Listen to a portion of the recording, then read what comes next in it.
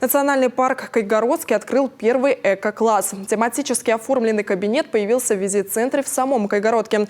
На очереди еще один эко-класс, на этот раз в Прилузии. Именно в этих двух муниципалитетах и расположена одна из самых молодых особо охраняемых территорий республики. Виктория Палкина передает из Кайгородского района.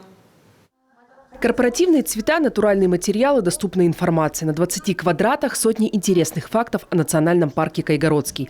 Этот эко-класс в визит-центре готовили целый год.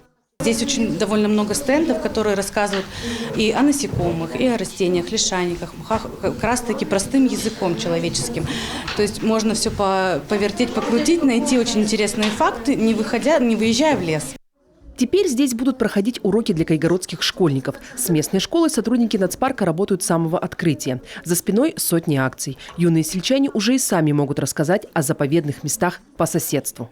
В национальном парке много животных, что надо охранять природу и беречь ее. То, что национальный парк, его площадь это 567 квадратных километров, и то, что это половина Санкт-Петербурга, а точнее 5 Парижа. Эко-класс – лишь часть большой просветительской работы сотрудников нацпарка. К открытию готовится и первая экотропа. Представителей местной фауны здесь вряд ли встретишь, а вот с флорой можно познакомиться.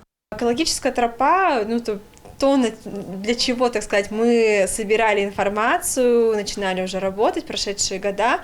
Это будет такой познавательный способ познакомиться с природными особенностями, уникальностью национального парка Кайгородский именно на территории. Она будет знакомить как с краснокнижными видами, так и в целом с особенностями данной территории.